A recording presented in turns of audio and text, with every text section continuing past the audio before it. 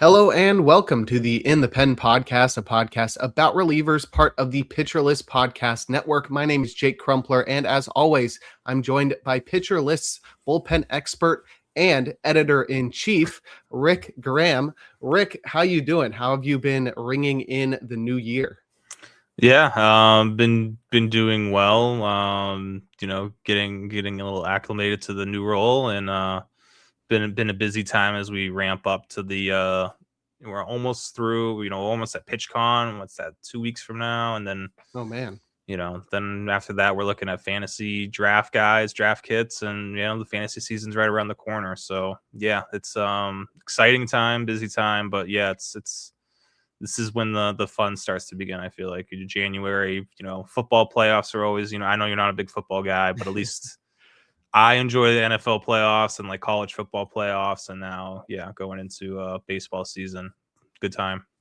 Right. It's going to be a big year for Pitcher List this year. I cannot believe PitchCon is coming up that quickly, but I am very excited for it. It's usually a must-see event. It's sort of taken over the fantasy world, especially in that time. It's almost like the event that sort of kicks off fantasy baseball season. You get everybody from the industry going there and just gushing over how much they love baseball, and then it really gets you excited for the upcoming season. So that should be a blast. We probably got a bunch of stuff lined up, big surprises for PitchCon. Definitely a must-see event. But we are here to talk about relief pitchers as usual. That's usually what we do on the In the Pen podcast. The past 3 episodes, we've talked exclusively transactions. It's just all the relievers were getting signed, getting traded, finding new homes, or returning to previous ones. And that we're so excited about that. We found ways to talk about that for 90 minutes, like 3 episodes in a row. Yeah. So luckily, unless you like those kind of episodes, luckily this week, we've got much fewer signings. We're running out of relief pitchers on the free agent market. So we'll be able to get through that pretty quickly before we talk about some guys who are sleepers based on their ability to miss bats and display incredible stuff pitching out of the bullpen. So we'll look at some guys that have less than 15 save plus holds last year that intrigue us heading into 2026. But let's jump right into the transactions. And we'll start with one of the most notable ones. I think the second highest value of contracts that we'll discuss today, and that's Kirby Yates signing with the Angels for 1 year and $5 million.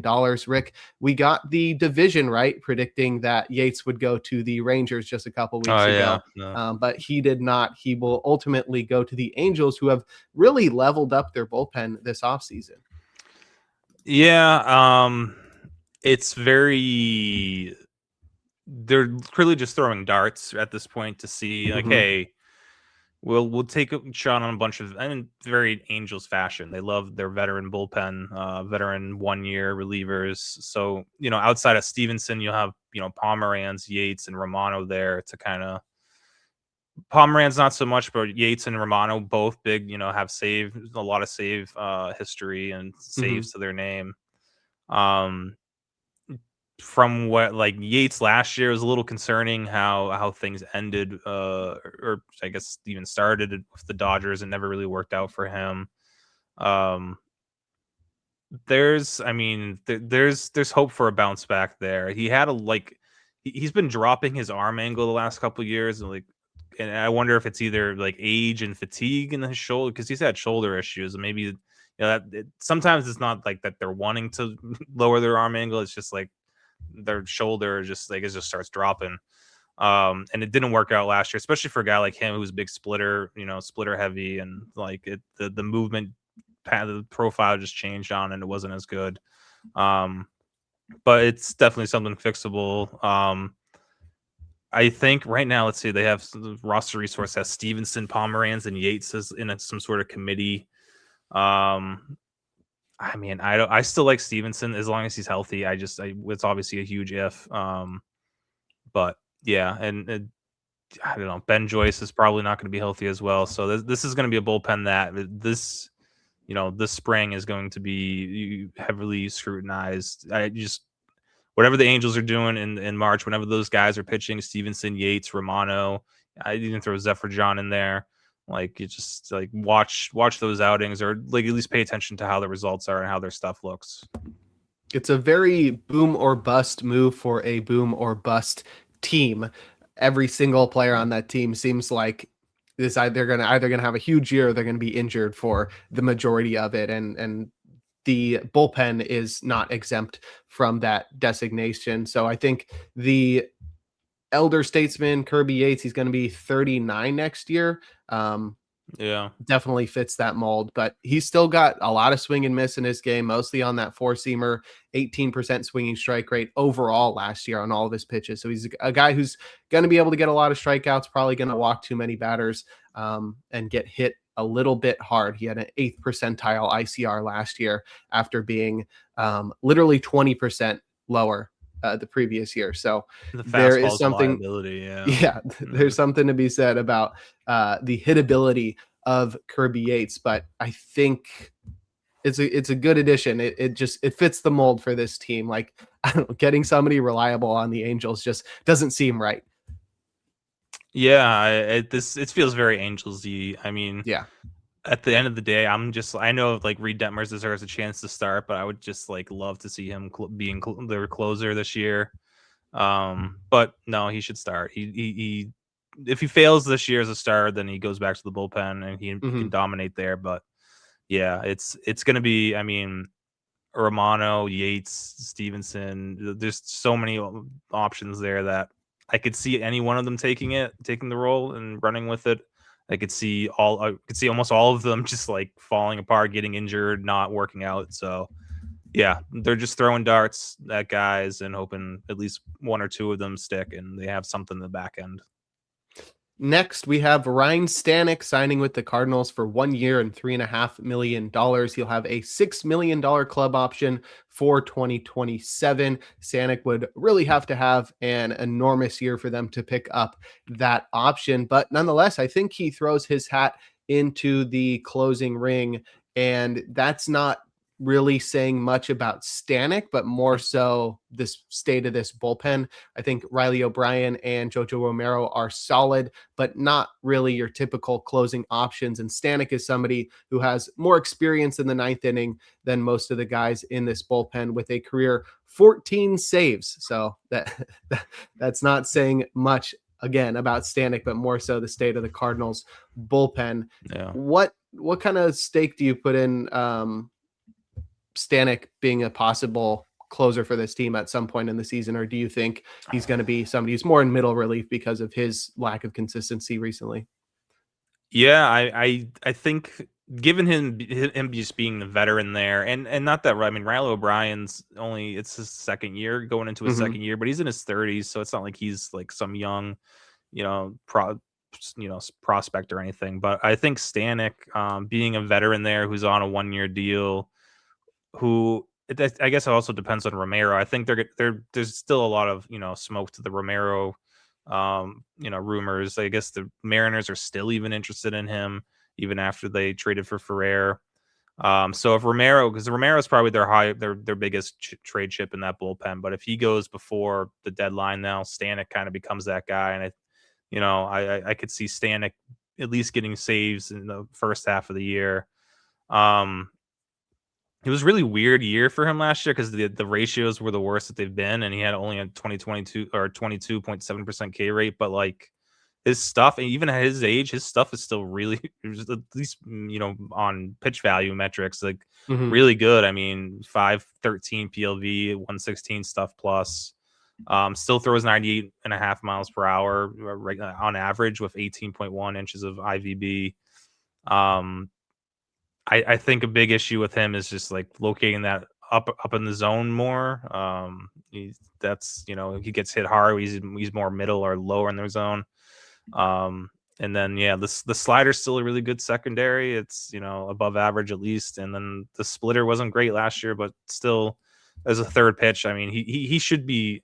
he's one of those guys. We always talked about, like, Joe Kelly always comes to mind as guys who, like, all these metrics look really good, but his results are terrible. Like, that's been Stanek like the last couple of years. But and I don't know if the Cardinals are the team to fix him, get him right, but I have faith in, what at least in Chaim Bloom and the organization around him, that somehow they'll make this work, and they'll be able to trade him at the deadline for a nice prospect return. But I also like Riley O'Brien. The more I look at him, and I just recently did the Cardinals bullpen, and I was kind of on the same page as you. It was like Riley O'Brien feels more like a setup guy at best, but like I do think that he could be a little bit better than that. I think there's more strikeout in his arsenal if he makes a couple little changes. But yeah, I actually think Stanek. I mean, there's some sneaky upside to this bullpen, and they don't have a really good rotation. They don't have a great lineup now that they're moving everyone. But this bullpen could be, at least above average or league average, worst, I think. Yeah, it's definitely not the worst aspect of the Cardinals right now, the bullpen. But yeah, Stanek's got a great fastball. He just doesn't throw strikes with his secondary. So hopefully the Cardinals pitching staff can help him figure that out and get back on track. And like you said, be a trade asset for them at the deadline this year. Next, we have the Braves re-signing Tyler Kinley to a 1-year, $3 million deal that guarantees him $4.25 million via a $5.5 million club option for 2025. That includes a $1.25 million buyout. That's pretty interesting because the Braves saved like $500,000 by declining the option on Kinley that they had, and then bringing him back. To make some room on the roster, the Braves designated Ken Waldachuk for assignment, and then ultimately filled up the roster spot again by claiming George Soriano. Oh, we knew it was going to happen. Kyle Tucker signed with the Dodgers. No, that's terrible. All right, we got a live reaction. Just the last 2 hours have been Mets and Blue Jays Twitter going like at it, like arguing about this, and he sides with the Dodgers, and it's all said and done. That's terrible. And okay, and that's horrible. Break here off Tyler Kinley. Yeah, for me. Yeah, we were discussing before the podcast, like, okay, like we waited like 30 minutes in case that Kyle Tucker notification came through, and we're 12 minutes into the podcast, and it just happened. I really assumed he was just going to sign that short deal with the Mets, but it sounds like he got that short deal with the Dodgers. And this was what everybody was worried about when the Dodgers won back-to-back World Series, and they said they're breaking baseball. If they go out and they sign Kyle Tucker, then everybody's going to say, oh, baseball's broken. The Dodgers need to be stopped. They can't be stopped. And not only did they get the number one reliever in baseball via free agency and a short-term high AAV deal, but now they brought in Kyle Tucker on, we don't even know what, but he is going to the Dodgers. What's your take from a more unbiased standpoint? I was so sold on him. I thought he was going to be in Toronto. I thought that was a done deal almost. It's going to be one of those stupid, it's going to be like a very short-term deferral. It's going to be, I don't know. It's I really had convinced myself that the Dodgers weren't really like serious contenders. I thought it was between the Mets and Blue Jays, like almost everyone else seemed to. And right. Yeah, that's unfortunate. Very similar vibes, and obviously not the same player, but like with Ohtani, where the Mets were heavily involved, Blue Jays were involved, and then it's like the Dodgers just, I don't know, they just keep finding a way to add these guys. So, and on top of that, we just have a breaking 3-way trade between the Rays, Reds, and Angels, where Josh Lowe will go to the Angels, Gavin Lux and minor league right-hander Chris Clark to the Rays, and Brock Burke to the Reds. All right, we got reliever news in there. We do have a reliever. That is okay. That's crazy that Gavin Lux for Brock Burke is interesting. I feel like the Rays are just selling low on Josh selling low on Josh Lowe. But literally, Good one. I mean, what are the Rays getting out of this? Gavin Lux and Chris Clark, who I have I no don't know who Chris clue Clark is. about Yeah. him, but that is interesting. Okay, wow, we got a lot going on right now. Yeah. Yeah. Okay. Back to Kyle Tucker. Where do they even play him? I mean, is Andy Pajas in center and Tommy Edman at second? I don't know. Yeah, I mean Edman probably moves back to the infield. Is Pajas good enough to play center field? Yeah, I mean that's Teoscar Hernandez needs to not be playing. yeah. I think Paz was their he was defensive really replacement in the postseason. He was the guy who made that big catch in center field in the World Series where he trucked Kike Hernandez. Right. So yeah, I mean, yeah, oh god, that's gonna be they're gonna be really good again, obviously. Just when you think that like, all right, maybe there's a chance that they fall off a little bit this year, and yeah, I'm very interested to see what the whole contract looks like, because I can't imagine it's more than like 3 years. Yeah. So Tucker's betting on himself again. The biggest thing for me, it's like you're coming off these past 2 seasons and you think, okay, maybe they take a step back, but what's to make you think that they take a step back? They didn't lose anybody. The current guys that they have lost is Kirby Yates. Everybody else that they have in free agency has not been picked up. Evan Phillips, Michael Kopech, Tony Gonsolin, Kike Hernandez, Austin Barnes, Michael Conforto. And then they bring in Edwin Diaz and Kyle Tucker. Diaz, like, beyond replaces Phillips and Kopech, and Kyle Tucker replaces. I mean, that's like a huge step up from what they had the previous year. So where it's like you're taking the status quo of back-to-back World Series and you're adding a top 15, 20 player in baseball to this team. Yeah. It's weird because he's like, I mean, my thing is like this team's getting older, and like now and Tucker's not exactly like like young by any standards. I think he's like 30, but this he's kind of part, not a youth movement there, but like he's gonna be one of the younger guys who's in his prime, where you have like Freeman and definitely like Max Muncy at third base still at age 35. It's kind of amazing he's still at third base. But yeah, I mean, now 1 through 6, 1 through 7, it's such a dangerous lineup. Yeah, I don't know. It's frustrating. Yeah, I mean, I was starting to get worried, not really worried, but feeling a little bit hypocritical about like rooting for the Blue Jays, because they really stole my heart a little bit with their run in the World Series. I really thought they were going to take down the Dodgers and like become my new AL team. I mean, I still got the A's a little bit, but with all their shenanigans, I'm like searching for another AL team, and it's a little bit bandwagony, but just their ability to like combat the Dodgers was huge for me. And they didn't have a lot of guys leaving in free agency. I mean, it's like Bichette and Chris Bassett. The rest is pretty ancillary, but I'm fine with them losing Bichette, especially. I thought Tucker was a better fit for them anyway, and like giving him that left-right duo of him and Vlad, it was like, oh, that's like perfect. Like those guys complement each other perfectly. Yeah, I thought that was just a really good match. And I felt like they were overdoing it a bit, because it felt like they were signing everybody. I mean, they got Dylan Cease, they brought Shane Bieber back, they got Cody Ponce, they got like all these relievers, Tyler Rogers, and tons of starting pitching depth, and then they brought in Kazuma Okamoto, and I was like, okay, they're sort of being a little bit Dodgersy, where they're just like, we have so much money and we're gonna spend it all. And I was like, okay, I'm sort of feeling a bit hypocritical to like be rooting for them to like go up against the Dodgers. When like anytime the Dodgers sign anybody, I'm upset about it. But now I'm feeling it balancing out a little bit. I'm like, go get everybody, please. Blue Jays. And it's like, it felt like the Mets were going to be that team that were going to like combat the Dodgers in that regard. They were supposed to be. Yeah, they were. And then they brought in David Stearns, and he's like scared to spend money or something.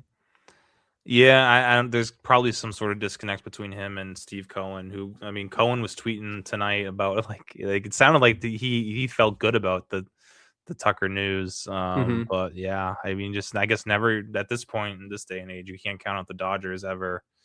But I thought this was going to be, I thought the Blue Jays, like they're clearly all in. Like the Mets, obviously there's been questions, but with their off season and how committed they really are. But like the Blue Jays, Mhm. I'm like they're not gonna miss out on Tucker here. They're gonna do whatever it takes. That's like the final piece to their puzzle. I felt like. Um, but yeah, now I mean they'll probably try to get Bichette back. They'll probably make a strong push for that, but Mhm. it's not quite the same as Kyle Tucker. It's yeah. Yeah, I mean, this is crazy. I think this shakes things up a lot. I mean, not It should only open, yeah, it should start the getting other floodgates a things little bit. moving, yeah, Yeah. because like now, okay, that money's gone.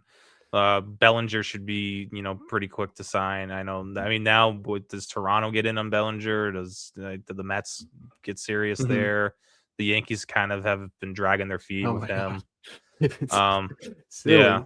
I mean, but yeah, Bichette's also like Toronto, Philly between for those two for Bichette. So yeah, I feel like hopefully now we get like that second wave of free Yeah, agency starts to pick up, I and would then think so. trades. Yeah. So Yeah, definitely. I think that's gonna shake things up because I think there were a lot of teams that were relying on the possibility of Tucker and had plans outside of that, and because the Dodgers, a yeah, team that didn't really need him, took him. Now I think there's going to be teams scrambling, and they're going to be fighting over a lot of the same guys. So I bet the guys in free agency are currently happy that this happened, and the number one free agent going off the board probably will mean a lot of movement coming forward. One yeah. of our home league mates compared this to Kevin Durant to the Warriors, and I'm feeling that a little bit. I I mean, feel like Kyle we Tucker, say that every year about the Dodgers at this point. It's like Blake Snell is like, oh, it's Durant going to the Warriors, and now that's this year fair, and it's he was like, on the Giants. yeah,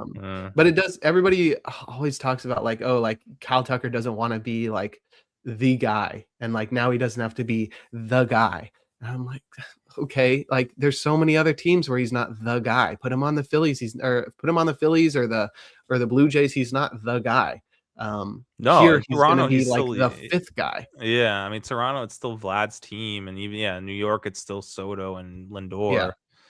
Um, I don't know. And a lot of people worried about what this means for the future of baseball and like the impending lockout. But And that's what and everybody was worried about when we entered the offseason, and I yeah, just thought, okay, well, like, no way the Dodgers, because I was gonna be upset even if the Dodgers got, like, Bo Bichette. Like, they don't need anybody else, yeah, and now they're out here getting the number 1 free agent and the number 1 relief pitcher, and you could even say Diaz was just the number 1 overall pitcher available in this offseason. yeah. I mean, yeah. I don't know. I don't like it, but I mean, it's always fun rooting against the Dodgers, and this just makes it just even easier to root against them. I guess if you Right. want to have some silver lining, but it's still Yeah. I still think there'll frustrating. be more people on my side for sure. I Yeah, think that anti-Dodger sentiment has been growing, and for all the people yeah, that are my age or younger who didn't really get to experience the peak of the Yankees or were really too young when they were bringing aboard like A-Rod in the mid 2000s. Like I was like yeah. 10. I was like 10 when A-Rod was with the Yankees. So It's I A-Rod, Sheffield, couldn't right. Bashara. Yeah, they Yeah, were just I couldn't bringing them in. really understand the levity of those moves. I think we're getting a taste of what that's like when there is a team that just goes out and spends all the money. And the thing about the Dodgers is they're even smarter than those Yankees, where they have the number 1 farm system in baseball and like they're crazy That's the at like thing. They have the player number one development. farm It's system ridiculous. It's terrible. and they have like three at least. I mean, they have 3 to 4 like top 30 prospects who are all outfielders. Like Mhm. is so So they could go trade for somebody. they're, I mean, that's the next, like they have all this, obviously they have all this draft or trade capital. I mean, if Yeah. Scooble really comes available, Mhm. Skeens Oh, even. I mean, don't that's even like say that. I'm Oh sure my they're god. already thinking about that. Like it's, That's ridiculous. Okay. but I Well, don't know. I don't know how to stop. I mean, outside of, it's just significant changes to the next CBA, or there's there's no way to prevent this, because the Dodgers, it's not just that they spend so much money, that's part of it, but they're so good with their analytics group, their scouting group. That's why they have the best farm system in baseball. So like just adding that, I think that's the key, that one of the things that people overlook is just how good, like what that does for having like the best farm system in baseball. Now you can add extra pieces to this team by trade, because they don't really need, they're just using the prospects to trade away at this point. I mean, they're just developing prospects, hyping them up, and then trading them, which I mean, it's working. It's gonna keep working until there's some sort of salary cap, I guess, at this point. That's the only way. I don't know. Hopefully they figure that out. But yeah, now we were talking before the podcast about how Passan was pretty convinced we wouldn't be losing any baseball next year, but I feel like things changed immediately after that Tucker signing. But yeah, this is like I don't know, just a lot of very disastrous off seasons for me in a row. When Shohei signed, it's been a run for the Dodgers. Yeah, 3 straight, because they got Shohei, and then it was like, okay, like we'll be fine. They get Yamamoto too, and then the next year they get Sasaki and Tanner Scott and all these other guys, and it just keeps getting worse. And there's 4 years, $240 million. What is that? 40. What does that come out to? That's a lot. So much. That's a lot of deferrals. It's a lot of deferred money. $60 million a year. What? All right, that's the game's broken. $60 million a year. Where did you see crazy? Where did you see 240? Passan just tweeted it. Passan 240. Yeah, 4 years, 240. That's crazy. That's $60 million a year. And I thought the Mets going for 200 was like, okay. That's crazy. I mean, I know like Shohei's $70 million a year, but all that's deferred. And like Soto's probably making a ton per year, but his is spread out over 14 years. So it's not even like a crazy AAV 51 for like a generational talent. Like Tucker's really good. He's not that good. That's not. I mean, he doesn't opt out after the second year, but is he going to opt out of $60 million? I mean, that's ridiculous. He's never even had a 5 WAR season, according to Fangraphs. He's had 3 4.9 WAR seasons, but $60 million a year. Oh my gosh, that's crazy. Oh my gosh, this is a very long live reaction, but I mean, it's the number one free agent. Yeah, we do got to regroup. Baseball just broke in the middle of our podcast. Sorry. So, I know we were talking about Tyler Kinley. Tyler Kinley, that's right. Yes, the guy who signed for $4 million. Let's Yeah. Oh my, that's crazy. Okay, well, let's get back on track.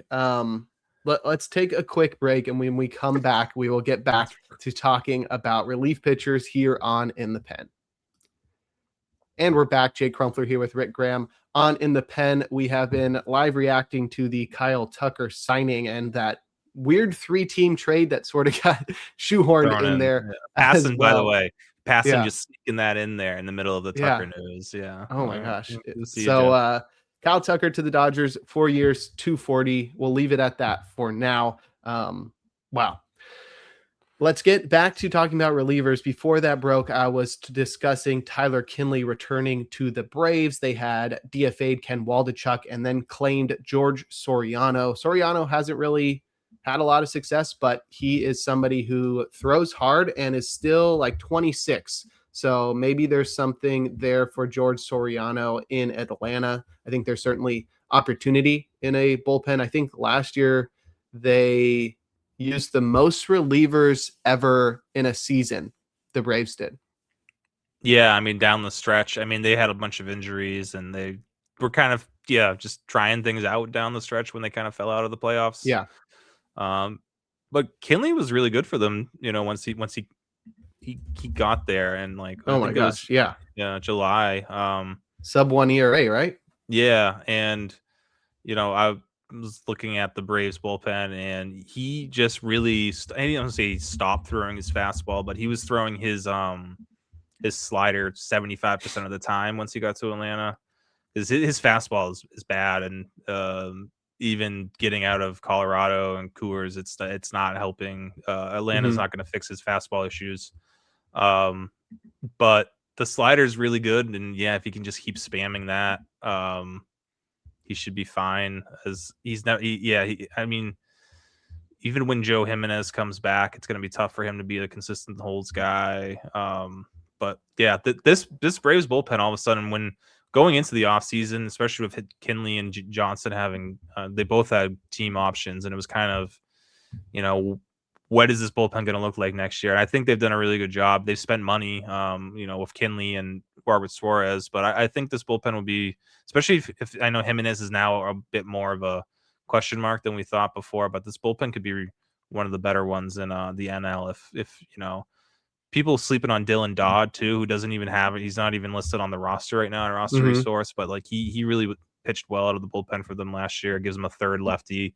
He's better than Aaron Bummer probably, but yeah, I like where this bullpen's headed. There's a lot of Raisel Iglesias talk today on the Discord, and I gotta say that's the most polarizing guy I've looked at so far. But I don't want to, we'll talk about Iglesias when we get into draft season and whatnot. But I was in, now I'm out on him. I think is the ultimate or the short take on that. So yeah, it's really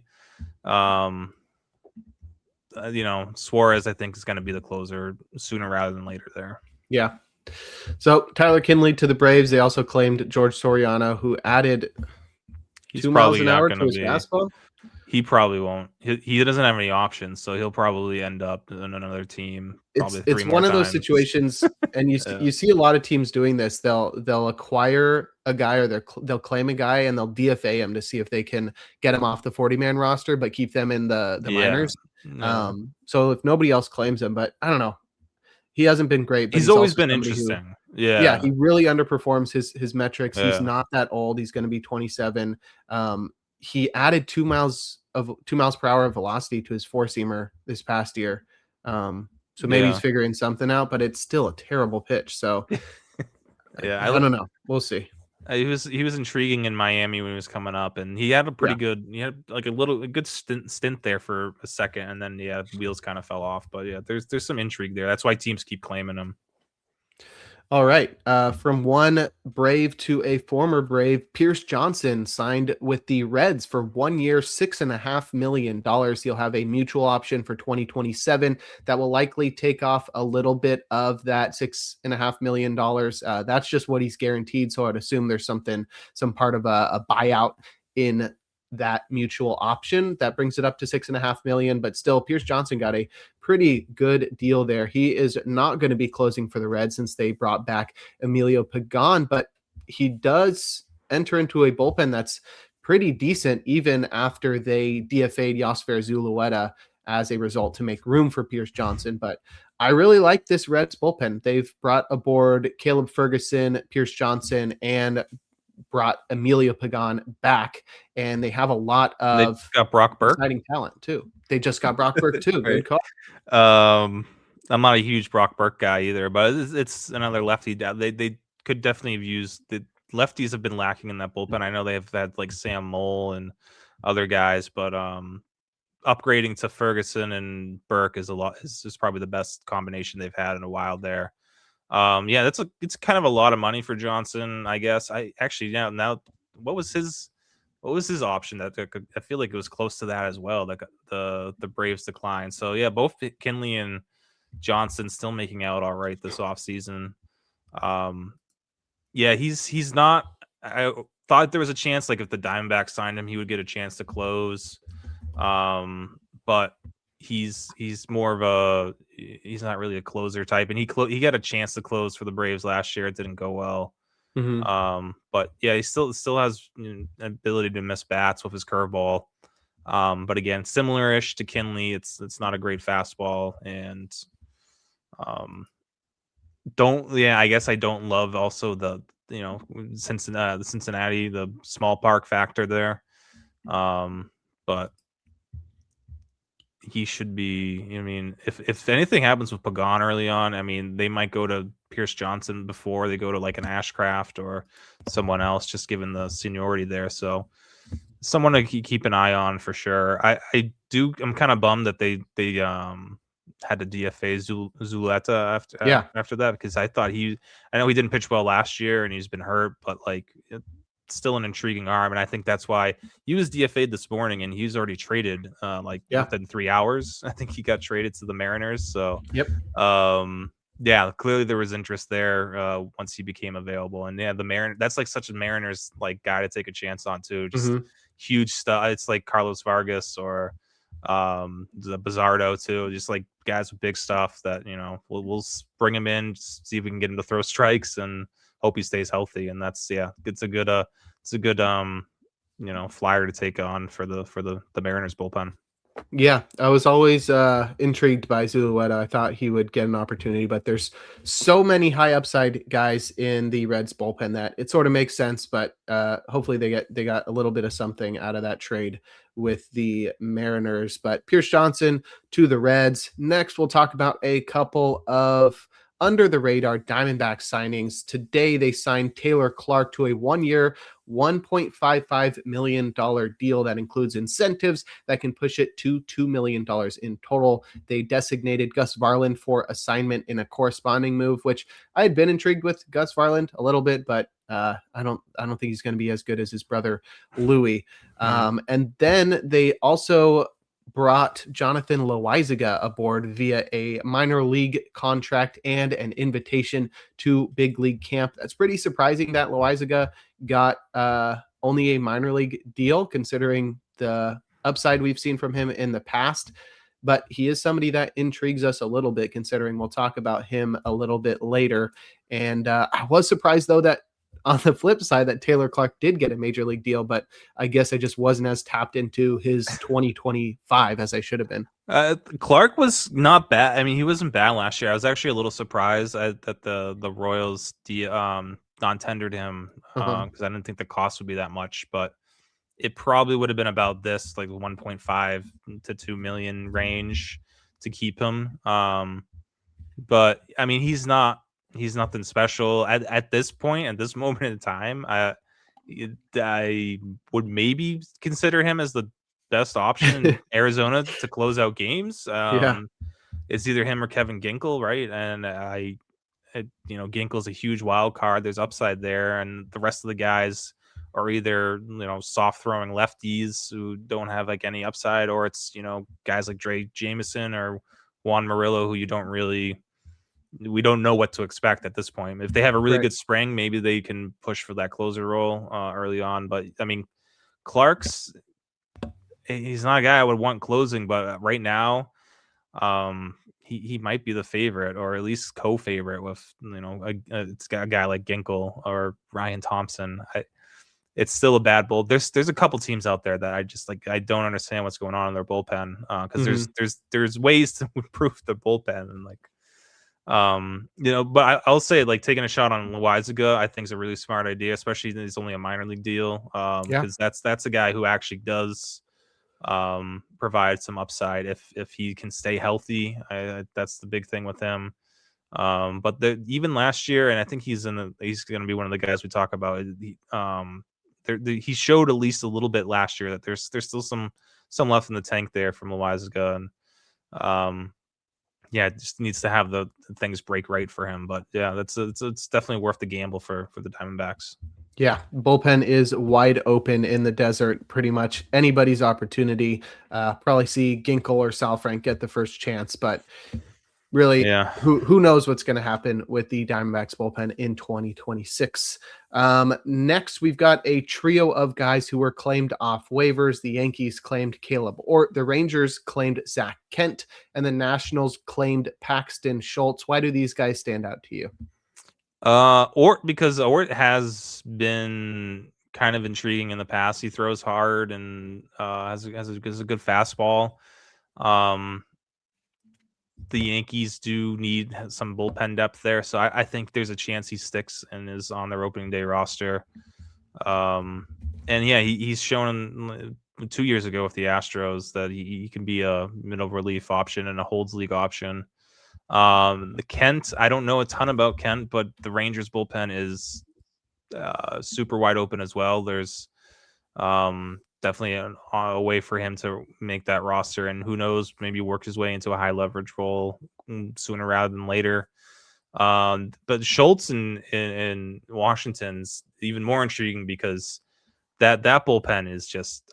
I mean, Paxton Schultz might be their closer at this point. Again, this team. I mean, unless you want Clayton Beeter and his 18% walk rate, if you feel comfortable with him as your closer, which I don't think they should. And I love Clayton Beeter, but I think he needs some more time to kind of figure things out. Then you can't, like, you're just throwing him into the ninth inning with an 18% walk rate, and like also trying to get him to figure things out and improve on that walk rate. It's just not going to work.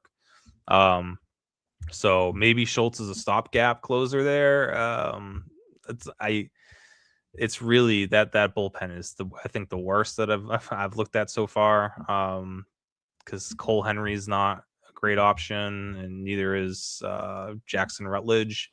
So yeah, I think Schultz right now could be at least second or third favorite for saves in Washington, just because that's all they have really. They don't really have he had some swing and miss ability last year, and that's more than anything else in that bullpen right now, outside of Beater, who just can't throw strikes.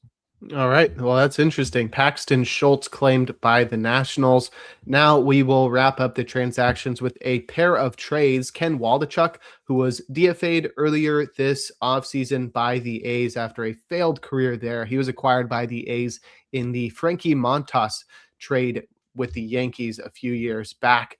He was then claimed by the Atlanta Braves, who DFA'd him quickly afterwards and then traded him to the Rays with Brett Wisely for a player to be named later or cash. So Ken Waldichuk is now on the Rays. And if that doesn't get you excited, then you probably are all the way out on Ken Waldichuk. He hasn't pitched in the majors since 2023. Yeah. And last year in the minors, his ERA was over 8. So not sure what the Rays are hoping to get out of him, but anytime they're interested in anybody, I'll let them cook. Yeah, maybe. I don't know.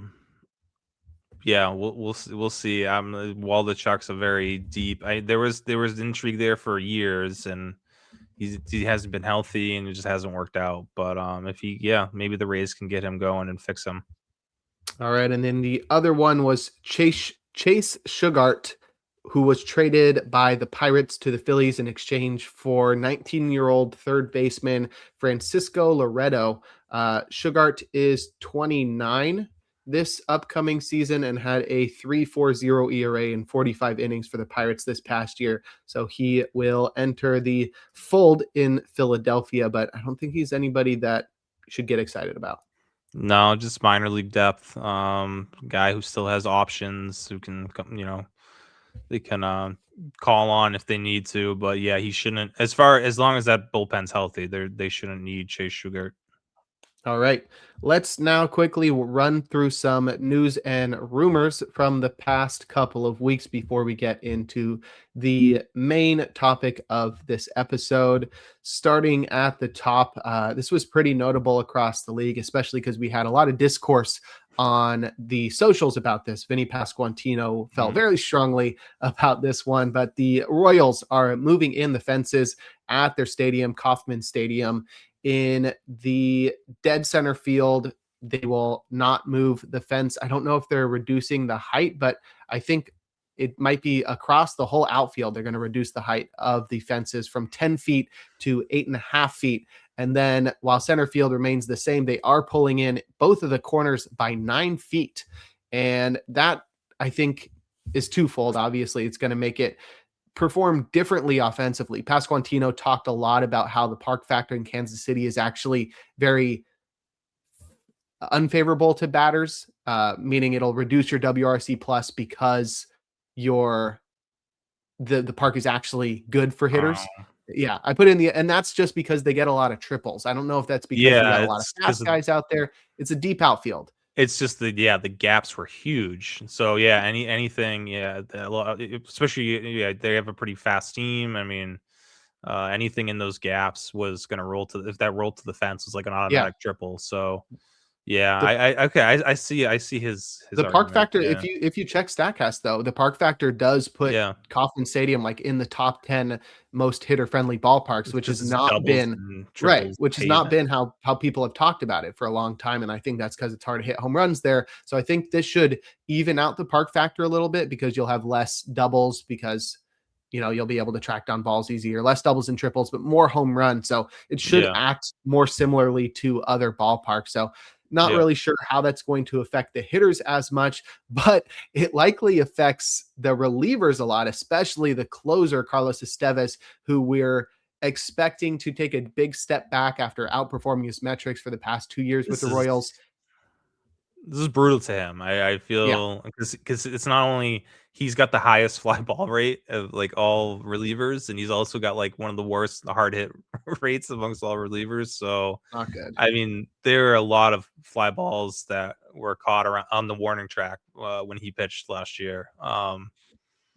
So yeah, this is not good. This is not good news for him if unless he changes something and can improve upon his arsenal. And yeah, this is not great news. I mean, everyone else this is probably fine for, honestly, in this. But I think not only does it hurt Estevez, but like a guy like Lucas Ursig who's behind him, who has a really good ground ball rate. Not as many fly balls, not as many hard hit fly balls from Ursig. So I feel like if there does need to be a change there, then you bring in Ursig, and yeah, it's not the best park for Estevez to be in anymore. And that was my like whole thing last year. It's like, well, I don't like the pitcher, but I like the situation in that ballpark because even though he allows so many fly balls, it's a very hard place to hit home runs at, and now that's going to change. So, yeah, well, it'd be interesting to see how it affects him and the rest of that team for sure. We were out on Carlos Estevez, and now we couldn't Yeah, be even more out. yeah. So it's not possible for us to. I wouldn't even draft him anywhere at this point, and he's going to be going so high because he's gotten so many saves the past couple of years. But if you listen to our podcast, then you're on top of your stuff, and you will not be drafting Carlos Estevez this draft season. The only notable and maybe intriguing reliever left on the market is really Siranthony Dominguez, and it looks like the destination for him is coming into the clear. It looks like the Twins are interested in Siranthony Dominguez, and that makes a lot of sense considering how bad that bullpen is. They're really one of the only teams where if Dominguez arrives, he's like immediately the closer. Yeah, and it's like there's a couple really bad bullpens out there, but the Twins who have been very quiet. I think we were talking about this before, and like they've Mm-hmm. only really the only thing they've done is added Josh Bell. Like that's like the only thing they've done this offseason. Mm-hmm. Um, so but that rotation's still really good. The lineup is okay if you have like a full season from Buxton. And I mean, so if the bullpen is a train wreck right now because they traded everyone away. So Sir Anthony Dominguez isn't like he's not replacing Joan Duran. He's not even Griffin Jack's level or Louis Varland level or Brock Stewart when healthy level, but he's still better than what they have. Yeah. And like we were talking about, they'll probably push one of their starters into a relief role either early Mm-hmm. in the season or at some point. They're going to have to, and they've done that before with Jax and with Louis Varland, and it's Yeah. worked out. So yeah, I think I mean, Dominguez's market's kind of no one really knows, and he's really the only guy left that's going to get more than 5 million per year as far as relievers go. So yeah, I think the Twins make a ton of sense because I would kind of consider them as like a rebuilding team, but they're not. They're just kind of they're just existing at this point. So might as well take a shot on Dominguez for a year and see what happens.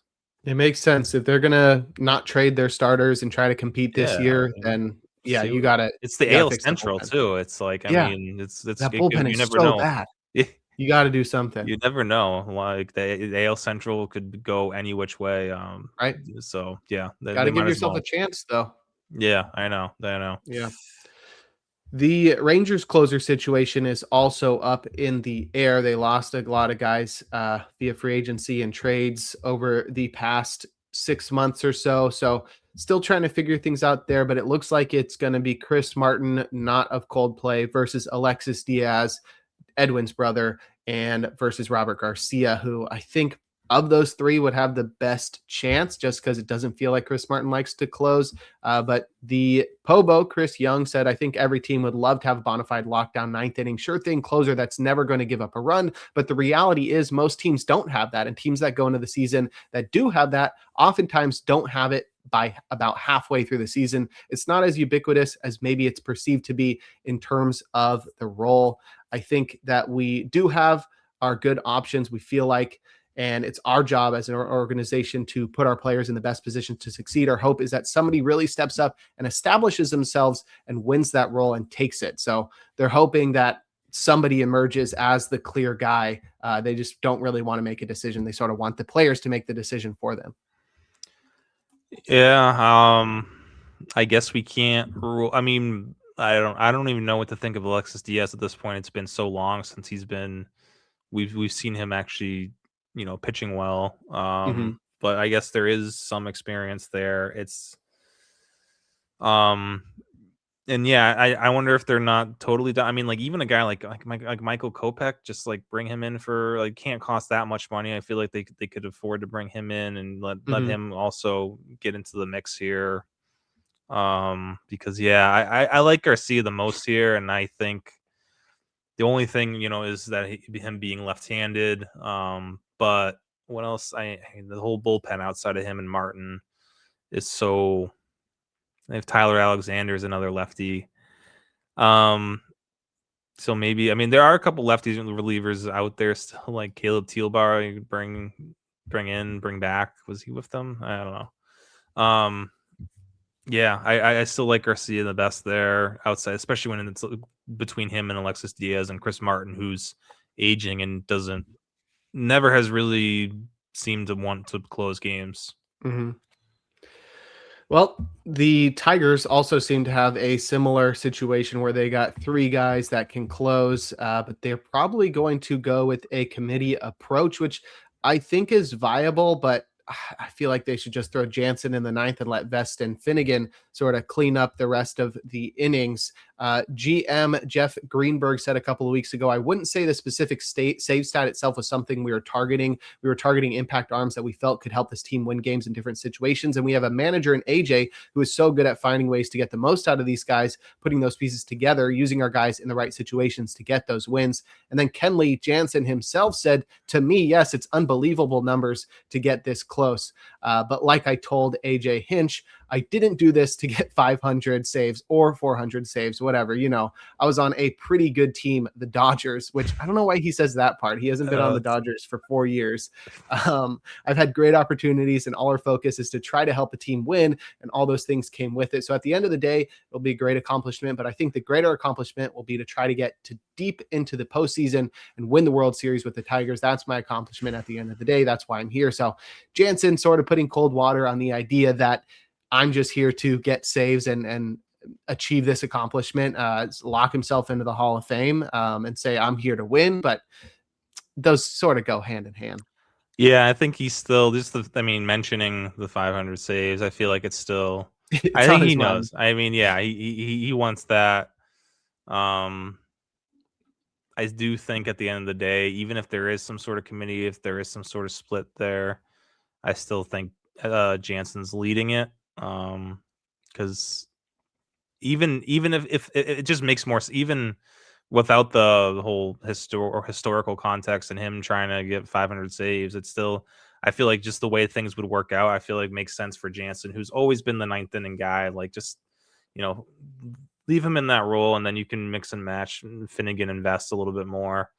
But yeah, Jansen just should be the closer there. But yeah, we'll see.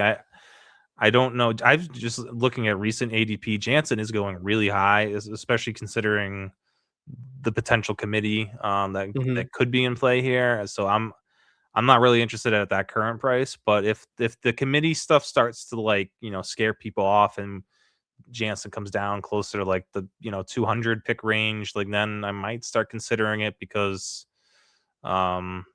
I just can't see him not closing. Him in the 7th inning, it's weird. I keep picturing it's weird, and like, yeah, I think he's gonna get at least 20 saves this year, I'd say. All right, put some money on that. Yeah.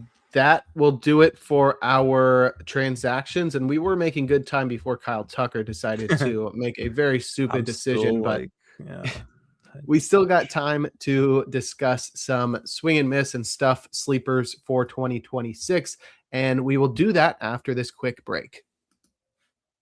And we're back. Jake Crumpler here with Rick Graham on In the Pen. We are entering the main part of our episode, just 55 minutes in, and we'll discuss some stuff sleepers. These are guys who intrigue us that had less than 15 save plus holds in 2025. We'll start with probably the guy who intrigues me the most, and that's Connor Phillips, who is a reliever for the Reds. He's a guy with a ton of swing and miss in his game, a near 33% strikeout rate last year, that even despite a high walk rate, not great control, he still had a strikeout to walk ratio above 20%. And that's supported by a 15% swinging strike rate, which suggests that this is a guy that's going to have at least a strikeout rate in the 30% range next year. He also had a 35% CSW and a 117 stuff plus. What is interesting about Connor Phillips to you, and what's the likelihood that he really becomes a save plus hold, somebody that's really contributing a lot in those categories? Now, we just talked about Pierce Johnson going to Cincinnati. So things are a little bit, entering the offseason, it was pretty wide open for him to be right behind like Graham Ashcraft and Tony Santillan as like the third or fourth guy in the pecking order. But now you got Pierce Johnson, Brock Burke, Caleb Ferguson as well. So it might be harder for Phillips to start the year in a high leverage role. But I mean, honestly, between all the righties in that bullpen, I think the upside, the one who has the most upside is Connor Phillips. And the changes he made and what he did in the second half, moving into the bullpen full time, just you can't ignore that. I know it's a small sample size, but it does it's similar to when Santillan moved to the bullpen a couple years ago, and they had that big breakout in the second half, and he didn't quite back it up the same way the next year. So I don't know how we'll see what Phillips does this year for an encore, but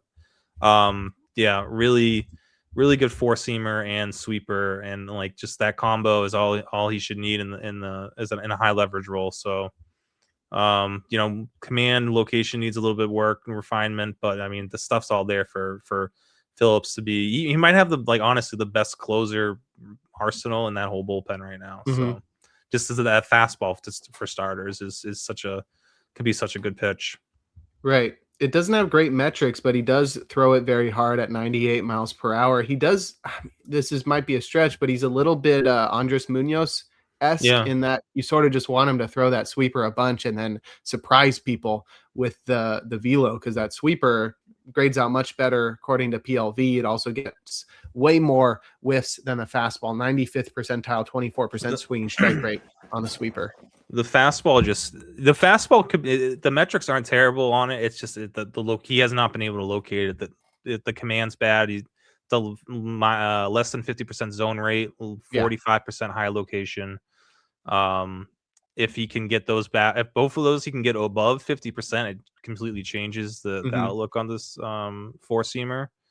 Which it did well. The pitch was not hit. It was not wasn't exactly destroyed last year. There was not a lot of damage done against it. But yeah, the sweeper is going to be that big swing and miss pitch for him. So that too, I think the sweeper is just great as it is now. And I like the usage of 50-50, but yeah, maybe you have to throw the sweeper a little bit more than 50%, because it is right now it's a much better pitch than the four seam. Yeah. But the four seam, the tools are there for the four seam to be good. Just needs to improve location, both in the zone and up in the zone. For him to really take off, that's the change there. That is Connor Phillips of the Reds. Next, we've got Braydon Fisher, who broke out for the Blue Jays last year as a rookie. He is a breaking ball specialist, and last year we saw him post a near 31% strikeout rate with a 22% strikeout minus walk rate, supported by a 13% swinging strike rate and a 35% CSW. The CSW is the most notable part. That swinging strike rate suggests that his strikeout rate in 2026 is going to come down a little bit. But his reliance on called strikes to me is reminiscent of Taylor Rogers, who is always like a called strike machine, where he has really good CSW numbers, but without the whiffs. Braydon Fisher, though, does get more whiffs there. He does not have a good fastball, so definitely a bit different than Connor Phillips. It does have good IVB, but not good locations. He's got like some of the worst extension I've ever seen. Yeah, the zone rate and the extension bring his fastball value down a lot. But the slider and curveball are dope. Yeah, I mean that's why he threw him 76% of the time and left the fastball. He worked backwards a lot. That was and you know I did the Blue Jays bullpen recently as well, and that seemed to be a trend with them last year, is just working backwards with throwing breaking balls early in the count and then trying to go fastball to surprise hitters with 2 strikes. And that's why I think that's partially why you see Fisher's fastball numbers like that, because he did, there you see 73% of the time threw it upstairs. So he was upstairs and out of the zone a lot, because I think he was throwing it with 2 strikes, trying to get people to chase, looking for a breaking ball. So in a way, it doesn't really it looks weird on paper, but it did kind of work for him, and it worked for. I mean, it did work for him. He had a pretty good season. It's weird seeing him not projected on the opening day roster. Him and Mason Fluharty are both because I mean the Blue Jays, again, we talked about how they've been going all in this offseason, and they've improved the bullpen. And yeah, that's why they've been able to, DFA Paxton Schultz and keep guys like Fisher and Fluharty in AAA to start the year. But I think Fisher will still get, at least 40 plus innings at the major league level, because we talked about him a lot last year, and I think we were both like, the fastball's not good. We're not that into him. But I think looking a little bit deeper into it, it's kind of see the approach and see what was going on. And I think this can work. And Fisher should be, I mean, when the first injury, I would imagine Fisher would be the first call up for them. Yeah, he really contributed a lot last year to that team. 50 innings pitched across 52 games. He had 7 wins. He's definitely somebody that was valuable in fantasy, but as you 7 mentioned, wins, 5 holds. It's kind of crazy. Yeah. They've added a lot of pitching this year, so that's forced guys like Eric Lauer and Jose Barrios to be in the projected bullpen. So we'll see how that all shakes out in Toronto. But like you said, Fisher's going to contribute this year, and he is a bit of a sleeper. Next, we've got Brent Headrick, who is maybe one of the most unknown names, probably like the biggest sleeper here. I remember I didn't really know who he was until this past fall when we were talking about him at First Pitch Arizona and how great he is. He had a 32.5% strikeout rate last year with a 25% strikeout minus walk rate.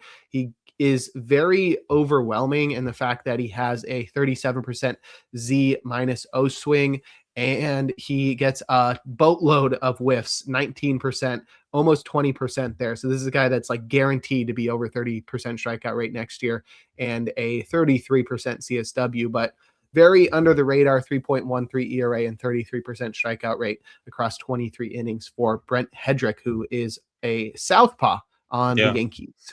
And the reason I'm really excited about him is because, and we've seen it with, think of like any of the top left-handed relievers, don't even think closer, just like the top, like Gabe Spire, Dylan Lee, Garrett Clevenger, Alex Vesia, guys who don't necessarily throw super hard. I mean, Clevenger throws pretty hard, but they all have really good fastballs, either metrical, either their shape is really good or the velocity is really good in Clevenger's case. Headrick's definitely a shape guy who, I mean, he's 6'6", first of all, so he gets really good, and he gets really good extension. He gets almost 7 feet of extension, plus he gets 17.7 inches of IVB, inverted vertical break on his fastball. And he's been around for 3 years. Last year was his biggest sample size. He's improving. The high location is trending upwards. He was over 50% last year with it. So that four seam base is really like that could be for a lefty and as a reliever, like that's honestly, like we've seen with Alex Vesia, like Vesia's fastball is way more elite than this, but still, like that's kind of all you need if you can just mix in a slider. And his slider's fine. It's good enough. I would say it's an average, above average. It's nothing special. It had a 35.5% swing strike rate last year, though. And I think it's, partially based on that fastball being as good as it is, but also he did locate this pitch, I guess, pretty well. And yeah, just he's a 6'6". He's got like these long limbs coming at you with this really big extension. The splitter's not that great, but it's fine against righties here and there. So yeah, I'm really, and I think that's why the Yankees haven't been like super aggressive in the free agent market for a reliever, because I think they want to keep Headrick on. I know he only made 23 innings, and that's what we're going off right now is a 23 inning sample size, but there's definitely a lot to like here, and I think between him and Tim Hill, I know Hill's probably going to be their their go-to lefty to begin with, but Headrick should overtake that role at some point. And even down in the second half, when like they get that rotation healthy, I think we'll talk about it if it happens, but Ryan Weathers I think could be like a really good reliever as well from the left side. If he ends up in the bullpen there, that could be him and Headrick could be like, that could be a really good left-handed duo there in New York. Yeah, and these guys are like not even projected for the roster. I mean, Ryan Weathers is right now, but you got Garrett Cole and Carlos Rodon on the IL, as well as Clark Schmidt, who's going to be out all year. But there is a lot of relief pitcher depth in New York, and I think a lot of people were confused how you could let like both Devin Williams and Luke Weaver walk and still feel comfortable about this bullpen. They did bring back Paul Blackburn, but I think there's a lot of depth here. You got Jake Bird and Brent Headrick projected for the bullpen. And I think even Javian Sandridge was somebody that was interesting last year. So there is certainly opportunities for upside in this bullpen, and I think it's going to shake out pretty quickly. We'll probably see guys like Blackburn, Ort, and Winquist and Yarbrough end up somewhere else or in different roles, and that'll open up opportunities for a guy like Headrick, who has tons of upside, as you mentioned, like one of those unsung lefty heroes, like Garrett Clevenger was a great comparison there, where nobody talks about him, but he was one of the best relievers last year. Next, we've got Ben Brown, who is looking like a failed starter in Chicago for the Cubs, but they just haven't let go of the possibility of him being a starter. He just doesn't have a third pitch, and he needs a third pitch, and I just don't think he's ever going to have one. He also doesn't have good control, so I don't think he's going to be somebody that makes it as a starter. But if Ben Brown does get a full-time opportunity in the bullpen, I think a more stable role will allow him to take off. Last year we saw him have a, what is that, 30? Where's the 30% strikeout rate coming from? I'm seeing 25. Reliever, as a reliever. This is as a reliever. All right, that's even better. As a reliever. Yeah, 30% strikeout rate, 23.5% strikeout minus walk rate, nearly 24% to go with a 15% strikeout rate and a 31% CSW. So definitely, different monster, because overall in the season, that's a 25% strikeout rate. He must have been well below that as a starter. So Ben Brown, somebody that has a ton of upside if he gets to pitch out of the Cubs bullpen. Yeah, and it sounds like I think they announced either today or yesterday that they're gonna stretch him out as a starter. Probably start the year even in though AAA. they got Cabrera. Probably start the year in AAA as a starter. They're dead set on it. Despite the fact that this dude only has 2 pitches. But yeah, until we see him as a full-time reliever, we got actually a pretty good sample size last year of him as a reliever, and it was really good. And I think the bullpen could use a guy like him. Yeah, I know they got Cabrera. There's the rotation depth in AAA, especially, it's a little bit thin, but your best lineup probably has Ben Brown, or your best roster construction is going to have Ben Brown as a reliever, I think. So I think at some point this year we'll see him in the bullpen there. Hopefully that's it. He sticks as a bullpen piece for them because that's where he's gonna thrive. Unless he really can, find a third pitch all of a sudden this year. But that's definitely easier said than done. So yeah, looking forward to Brown in the summer, maybe when he's in the bullpen there. But yeah, it might not happen right away.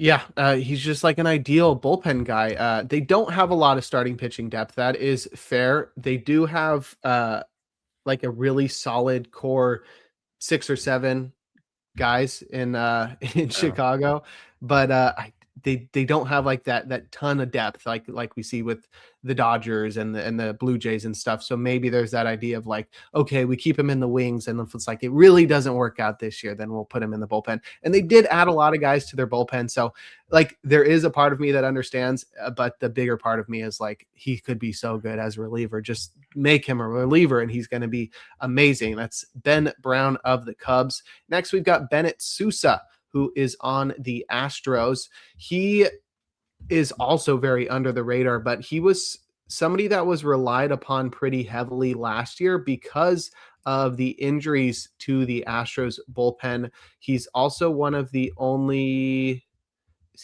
Is he on the Astros still? They have him in AAA to start the year, which is wild to me. This whole list.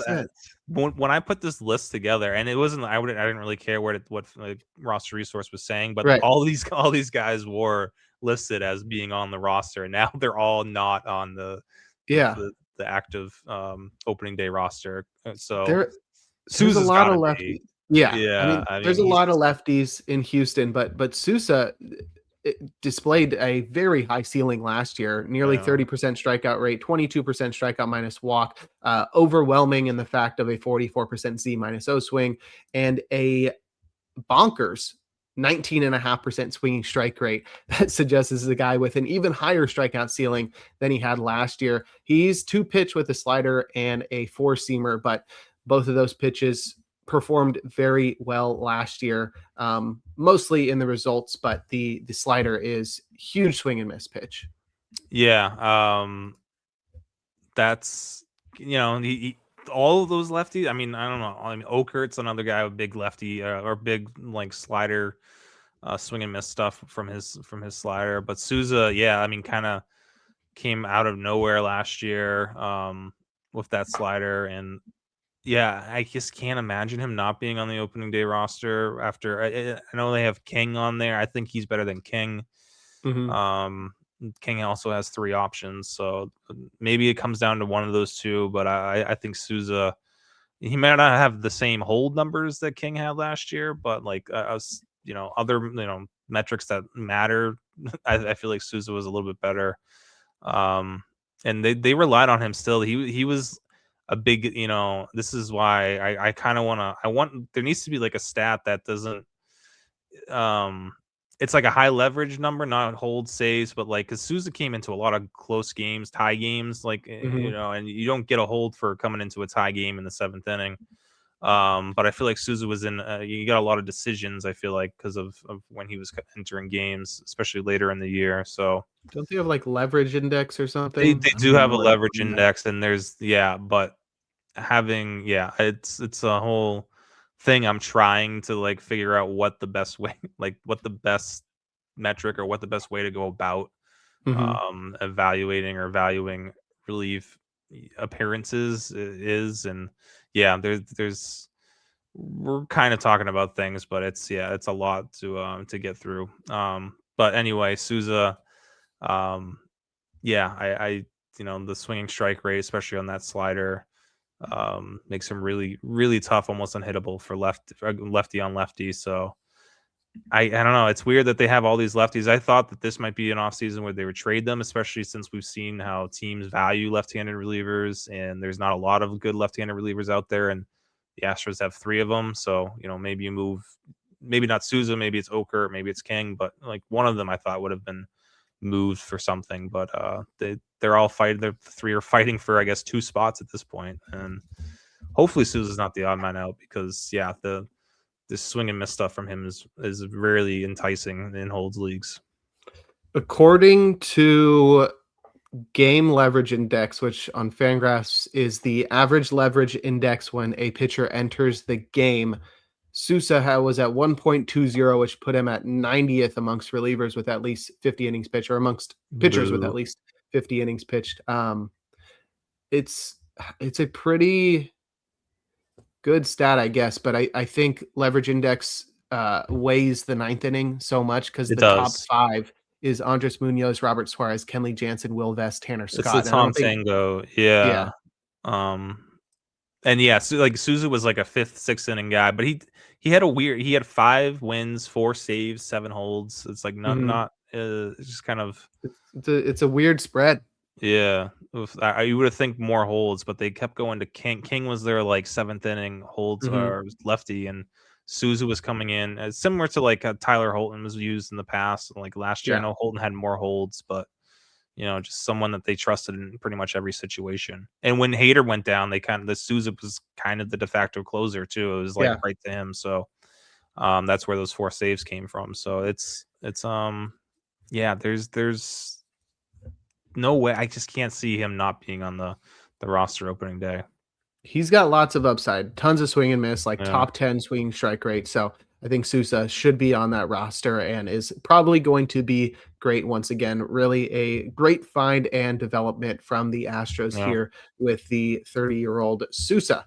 Next, we've got Dylan Dodd, another failed starter for the Braves. He was very overwhelming with a 45.5% Z-O swing to go with a 17% swinging strike rate. Last year, just a 22% strikeout rate. That swinging strike rate, usually the general rule that I like to go off is if you double it, that's about where you should expect, like give or take 1 or 2% either way. That's about where you should expect the pitcher strikeout rate to be. So at 17%, you're expecting like a 34% strikeout rate, something above 30%. For him to be at 22% suggests he was either very unlucky or he's throwing too many pitches in the zone, throwing too much to contact. I think the 4% walk rate, sub 4% walk rate speaks to Dodd attacking the zone too much.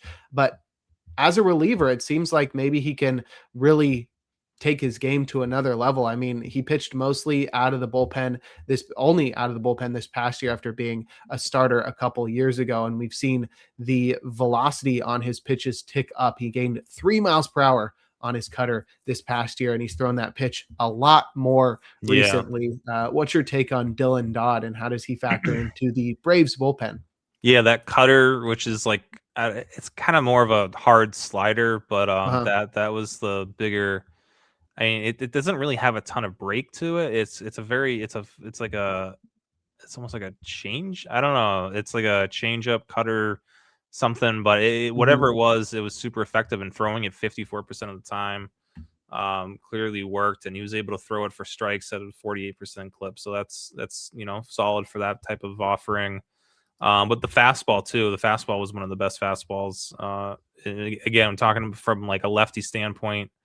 A couple things you need to do, like if you have a good fastball as a left-handed reliever, that's gonna keep you. It's gonna keep you in the game for a while. And I think Dodd moving to the bullpen full time, his fastball really played up. It's only 94 miles per hour, but really good results from it last year. And the location was definitely better than it's been for him, and when he was a starter.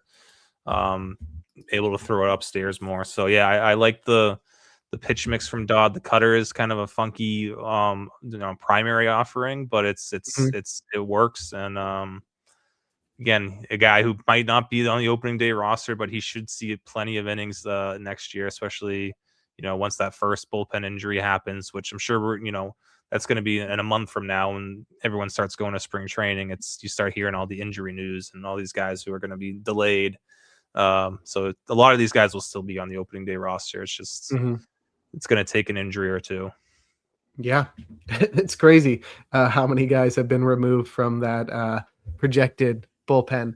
Dodd, it definitely feels like somebody who's got a lot of potential. I mean, he was a pretty highly rated prospect as a starter, so maybe this new role will allow him to achieve his potential. Next, another guy with potential Andre Granillo of the Cardinals. He did not have success last year in the majors, but I'm pretty sure he was looking very intriguing in the minors, because I remember when he got called up and we actually talked about him on the podcast, which you really there's a high threshold to pass for us to talk about all, like there's so many random relievers getting called up, but to single somebody out, Granillo at AAA last year, 1.29 ERA across 42 innings pitched. That came with a 36% strikeout rate, and he walked fewer than 9% of batters. In the majors, not great, 4.71 ERA with a sub 20% strikeout rate, but a 15.5% swinging strike rate, which speaks to a guy that has a lot of strikeout potential. Yeah, and he also, I mean, small sample last year, but like, the whiff rates, swing strike rates were really good, but he also had a 27.7% hard hit rate, which would have been the lowest amongst qualified relievers if he had more than 21 innings. Nice.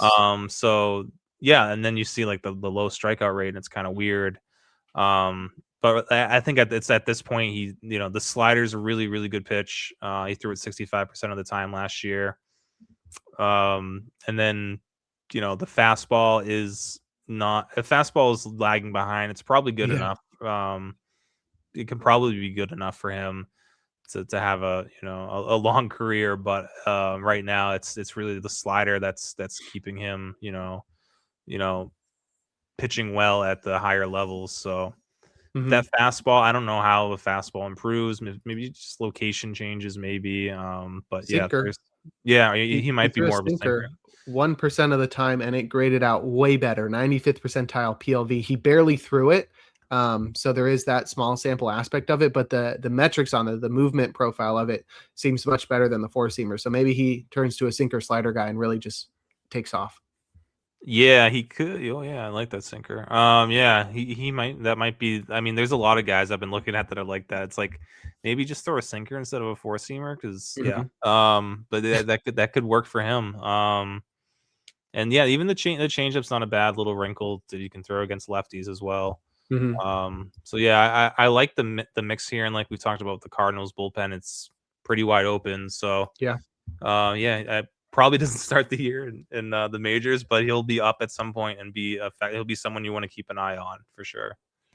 That is Andre Granillo of the Cardinals. Next, we have the aforementioned Jonathan Loaisiga, who signed a minor league contract with the Diamondbacks. He's somebody who was pretty overwhelming last year despite the poor results. He had a 42% Z-O swing to go with a 114 stuff plus. He throws very hard, 97 miles per hour with his sinker, which is pretty fast, 89th percentile velocity on the sinker. And this is a guy who has found success in the past, even just going back to 2023 in a small sample. He had a 0.85 whip, and then all the way back to 2021 when he truly broke out, 2.17 ERA across 70 innings pitched. So there's certainly upside for Loaisiga. Yeah, and that's why it perked my ears up a little bit when I saw he landed in Arizona, which there's a wide open closer situation there. I don't think he gets right into the closer mix, especially getting a minor league deal. But he could definitely work his way into that role. The swing and miss, the stuff is still there clearly. That zone contact minus O swing and the stuff plus, that's a really good indicator that his stuff is still stuffing. It's still working really well. So now it just comes down to health. And then, with him, it's, I'm not too worried about control. It's more of a command thing. And he's able to maximize how good his stuff is and turn it into strikeouts and more swing and miss. But first things first with him, just, have, as long as that stuff's still there and he's healthy, just get him on the major league roster, hopefully out of spring training, and then take it from there. But someone who, he's one of those guys who, not a ton of expectations right now, but if he does, crack the opening day roster, he'll be somewhere on my holds list at the bottom, even if he doesn't have a set role. Just having that upside there and knowing the opportunity should be there in Arizona for him to rise pretty quickly makes him intriguing. All right, and lastly, maybe our number one sleeper, Mason Montgomery. We have not talked about him enough on this podcast over the past couple of years. I mean, he was your number one sleeper last year and really failed to live up to that, but I don't think that was because of the underlying metrics. It was just real poor luck. A second percentile 391 BABIP and a 22% home run to fly ball ratio and a 65% left on base rate. I mean, that's all of it right there. 3.66 xFIP versus a 5.67 ERA. That's 2-run difference for Mason Montgomery, who was traded by the Rays to the Pirates, where he should have even more opportunity to become a legit fantasy contributor in Pittsburgh. 30% strikeout rate last year, 41% Z-O swing, 18% swinging strike rate, which is unreal, and a 125 stuff plus. I've comped him to Mason Miller from the left side. He's a guy with a huge fastball and a devastating slider. What's it going to take for Montgomery to achieve the unreal potential he has in 2026? Yeah, I mean, it would be cool if the slider was a little bit better, but the slider's fine. It's good enough. It's above average, and that's all it needs to be, because it's again, lefty. But his fastball is up there with, I mean, there's not a lot of lefties. If there's any lefties right now, I mean, maybe like Aroldis Chapman, Josh Hader. No, not even Josh Hader. Like, I mean, Chapman maybe, who can like match his fastball. The command it's more command than control issue with him, and he was in the zone with it 52% of the time, which is fine, I think, for a reliever. But I want to see him live up in the zone, like just live. I mean, he's at 51% high location, do a little bit better with that, get that closer to 60%. And even the slider, I know the slider he threw in the zone 38% of the time, but you shouldn't be afraid with his fastball and the slider. Like, I wouldn't be afraid to throw that more in the zone. Even if you want to start guys with that slider, work backwards. I mean, there's a lot of ways for this to go with Montgomery. His stuff's so good. He only needs these 2 pitches. Yes, he could add a third. It could be, if he wanted to add like I don't even know, a changeup or a cutter maybe, or a curveball. I don't know. But the 4-seam slider combo is it's good enough. It's just locate both pitches better. The 4-seamer up in the zone a little bit better, slider over the plate a little bit more, and I think that's and then just moving to Pittsburgh and not away from that Steinbrenner field that he had such bad home run luck last year. I think this and the opportunities there in Pittsburgh. This one of my bold predictions for next year is that we'll be drafting Mason Montgomery in like I don't know what I'm going to say. Maybe top 150 for 2027, but he's going to be like a guy that's like a top 12, 15 closer candidate for 2027 is my prediction. Yeah. And didn't you say, I think the last podcast when we discussed the trade, that he was going to be the closer by like June or something? Yeah. I mean, it really, like, if the pod or the Pirates, if they don't have a good season, which then I know they're kind of, going into they're trying to compete and give Paul Skeens hope. If things don't work out though, and they're sellers at the deadline, Soto and Santana are both free agents to be. So if those 2 guys are gone, wide open, and they're moved. Did we talk about how they moved? We talked about Mudzinski going back to the rotation. So it's like there's really no one else to be excited about in that bullpen at this point. Moreta went to Japan. I mean, it's I mean, I'm not really high on Matson, or I guess Justin Lawrence, your guy, would be the only, but they could move him too. I mean, he's going to be 32 next year. Yeah. No options left for Lawrence, and he's going to be a free agent in 3 years, 2 more years. So yeah, they could move Santana, Soto, and Lawrence, and then it's wide open for Montgomery. All right.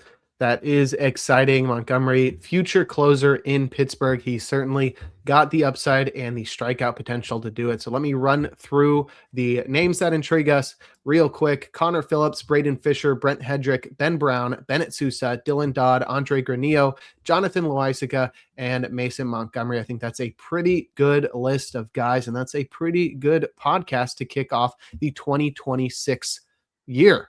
Is our first podcast of the year, and it's been a very exciting and content-filled episode, but that will do it. So Rick, why don't you go ahead and plug your social media and anything else you're working on before the beginning of the season? Yeah, you can find me on socials at I am Rick Graham. Kind of as I mentioned, working on getting all these bullpen profiles put together for draft guide season. They should be out sometime in early February. Hoping to personally have them done in the next couple weeks. And then we'll have PitchCon coming up, which we'll both be presenting at separately this year, which is big. Right. But a lot of fun preseason stuff to look forward to as well from Pitcher List. So it's exciting times as we get into Kyle Tucker signing with the Dodgers, and that's just like the sign of baseball's around the corner, right? That's right. That's right. You can follow me on socials at Jake Crumpler. You can follow the pod at In the Pen Pod. You can find all of my work at crumplerbaseball.com.